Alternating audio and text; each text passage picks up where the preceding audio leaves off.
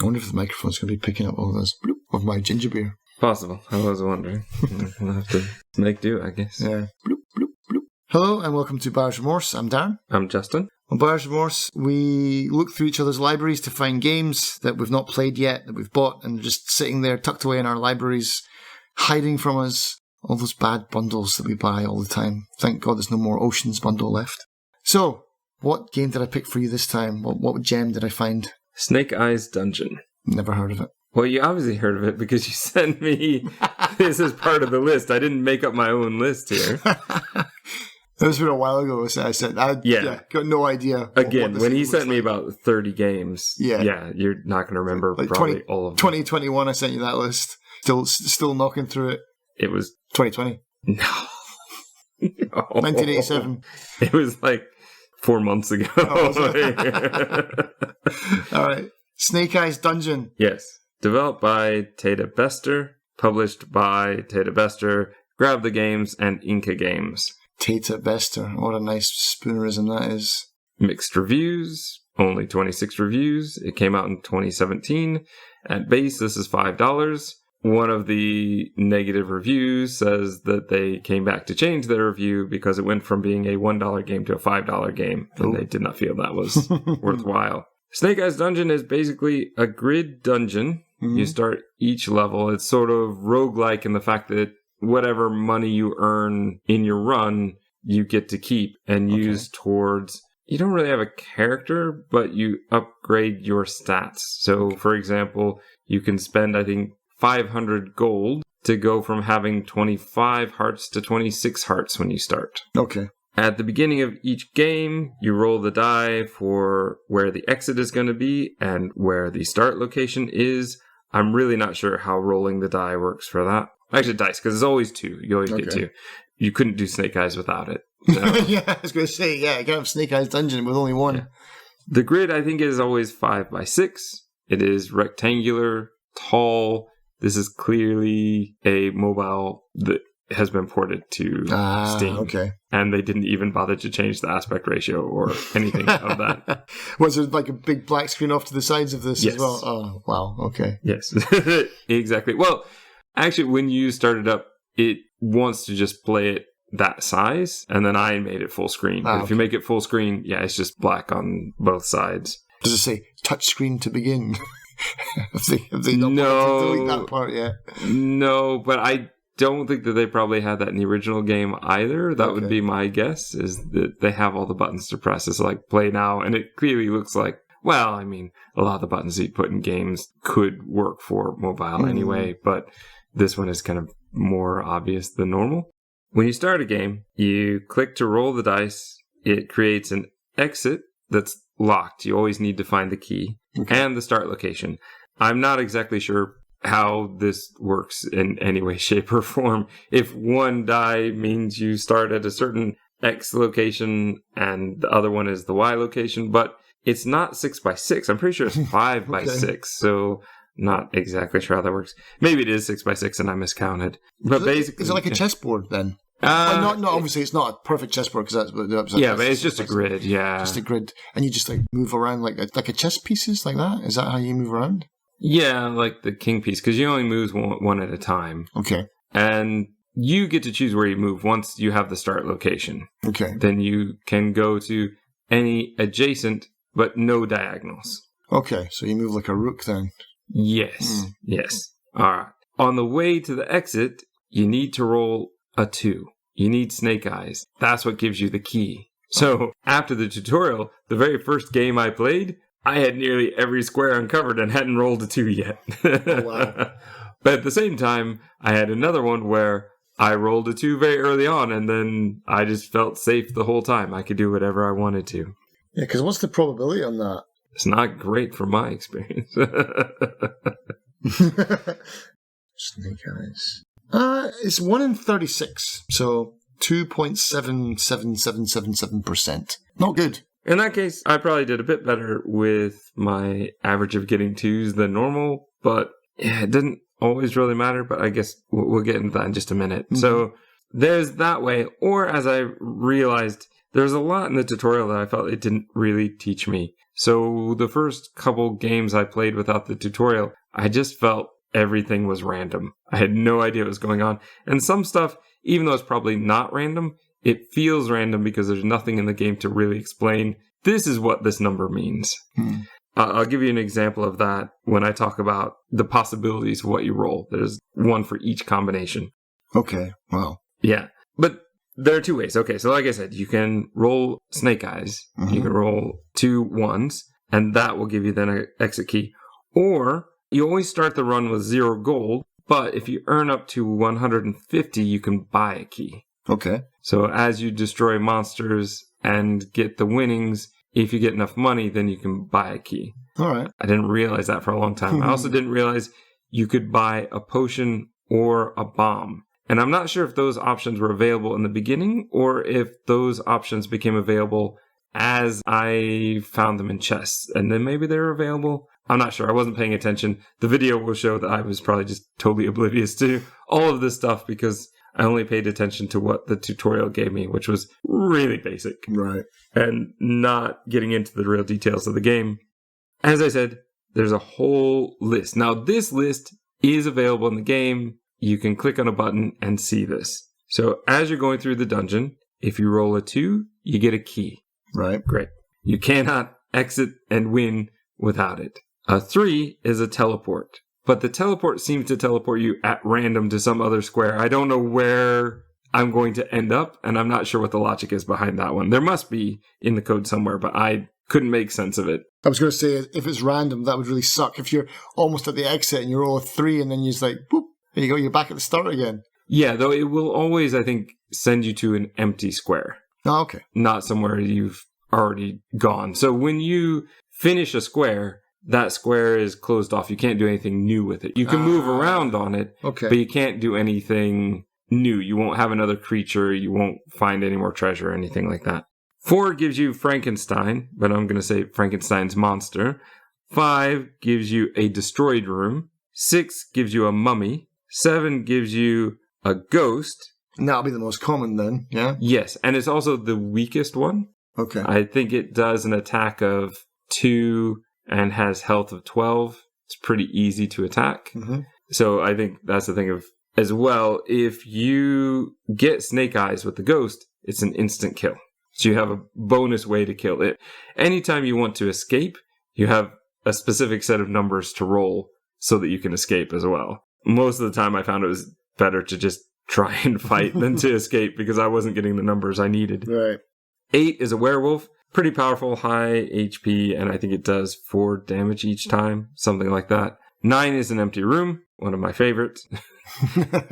10 is a fairy. Fairy does 7 damage. Yikes. But only has 7 hit points. So you could theoretically, in one good roll, destroy the fairy, and you always attack first. So you could, in theory, kill it before it kills you. Happened to me a number of times. Okay. So when you get into a battle, is it just rolling the two dice again? Over and over and over again. Yes. It's all random. You hit them, they hit you, you hit them. You either hit them or you try to run away. Those are your only 2 choices. I mean, as far as combat goes, it's just I roll 2d6, they roll 2d6. I roll 2d6, they roll 2d6. Oh, no. With most creatures, enemies, no. They have a very specific set of... The werewolf always has, like, I think it was 4 attack and 28 health or 32 health, something like that. They always do the exact same attack. So the ghost always hits for 2. Right. Werewolf always hits for 4. Yeah. And it's every round. So they don't miss? They never miss. Oh, okay. Yeah. But you miss? Do you miss? Can't miss. There's no 0. But you can roll a 3. Yes. Yeah. Or I can roll a 2, which is great against a ghost, but rubbish against everything else.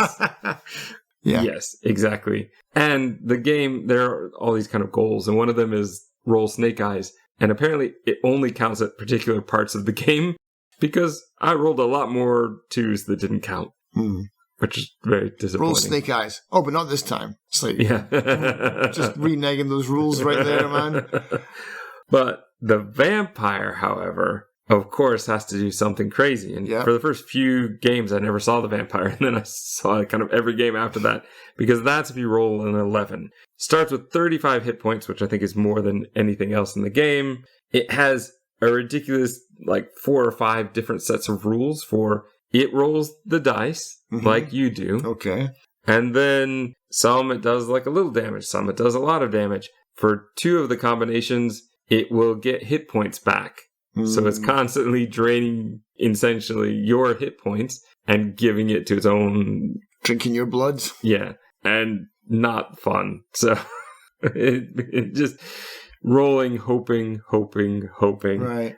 It got to the point where basically you can have a bomb. A bomb will take out any enemy. Okay. One shot, you never get hit anything. After I got 2 vampires in a row the one game, I pretty much always spent the 40 gold as soon as I could to have 40 or 50 or whatever to have the bomb. Yeah, just in case I came across another vampire. Right. It is a really long match going back and forth, and I've got you down to 4. Oh, now you're up to 14 again. You know, and it's very possible many times you can get an enemy down to 1.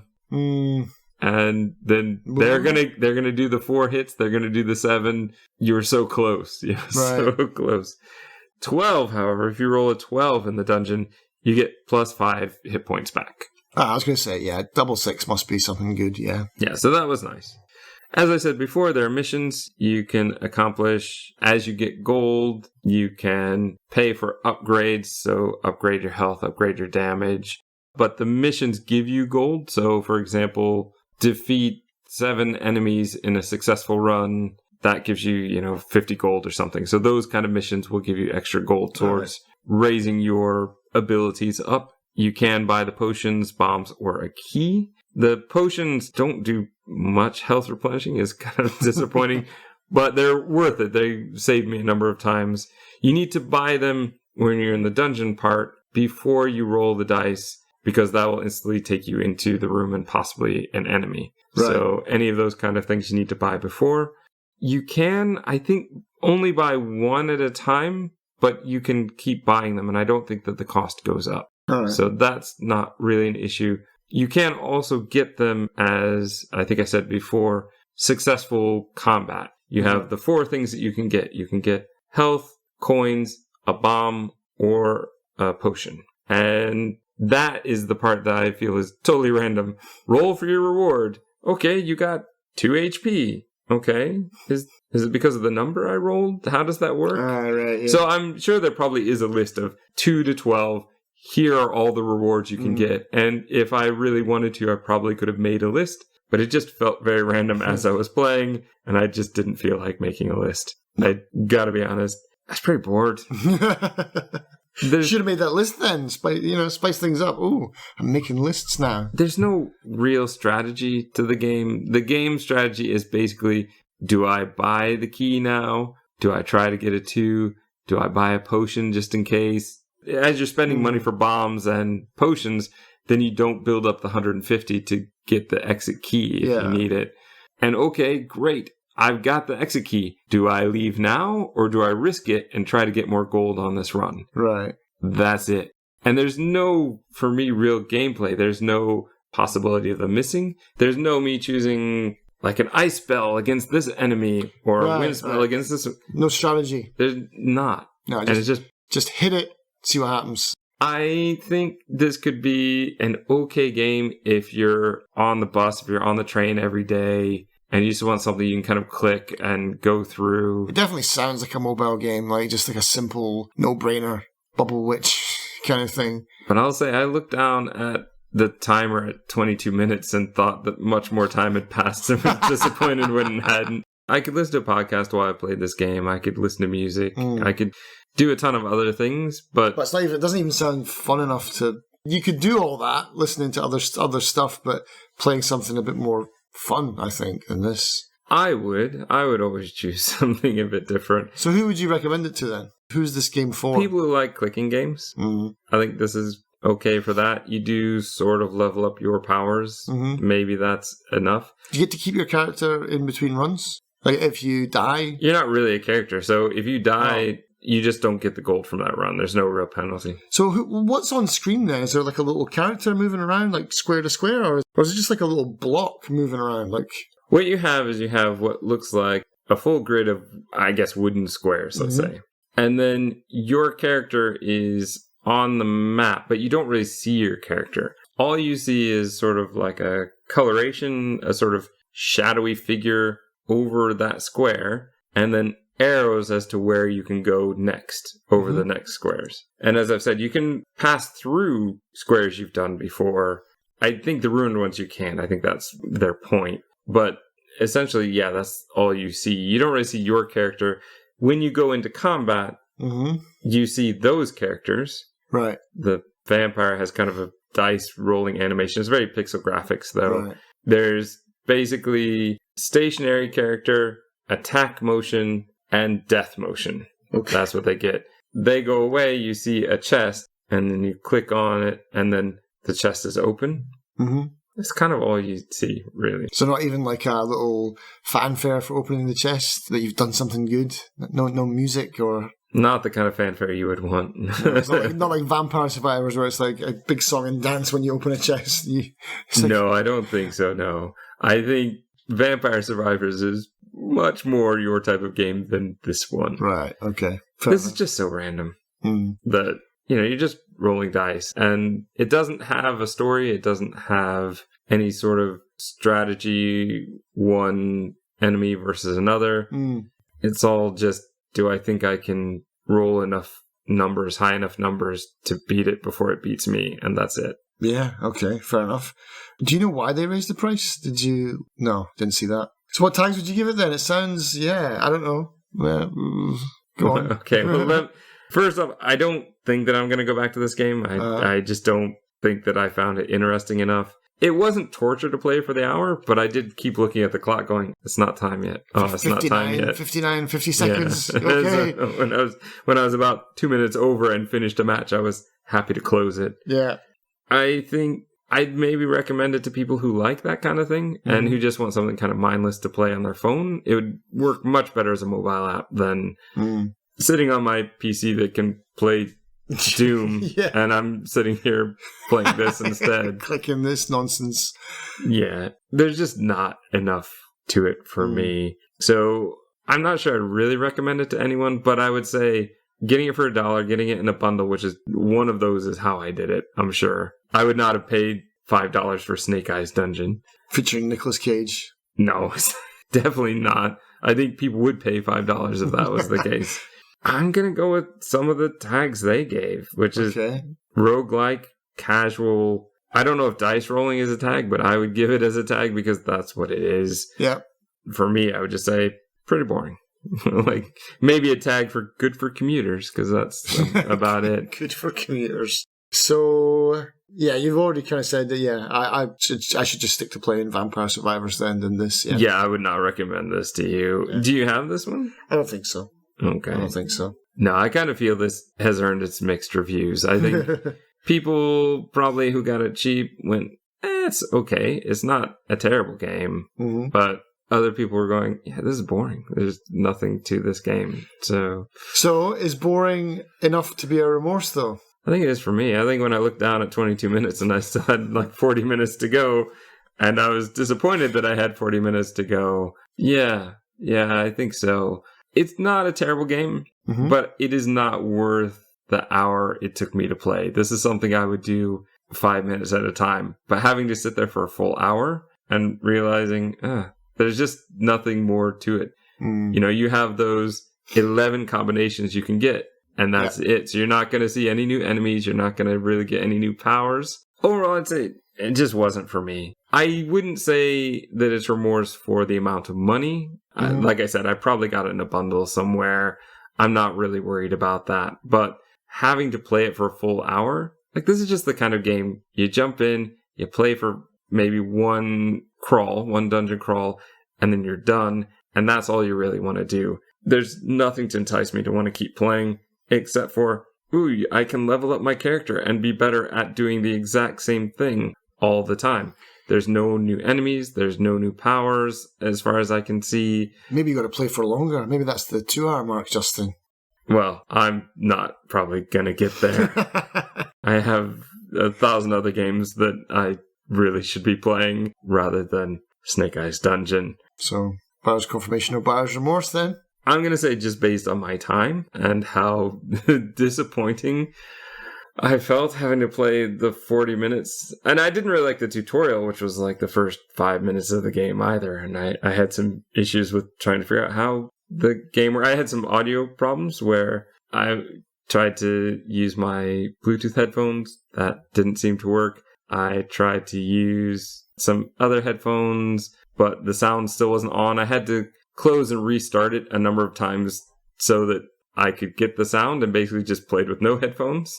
Because I was having it's something with my setup. The Bluetooth headphones are always a bit of a setup with a problem with my computer. But that was like 5 minutes of not enjoying it. And then the tutorial, I didn't really feel like explained things very well, and also was boring.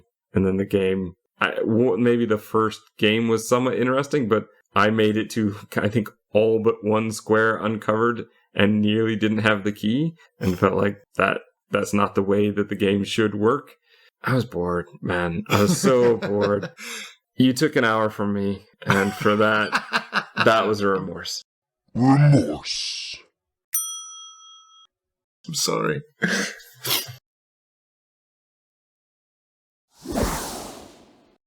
And leveling up your character is really expensive, so it would take a lot of games to get there. Oh my goodness. It wasn't loud enough the first time, guys. Okay, so when we get back, where was I?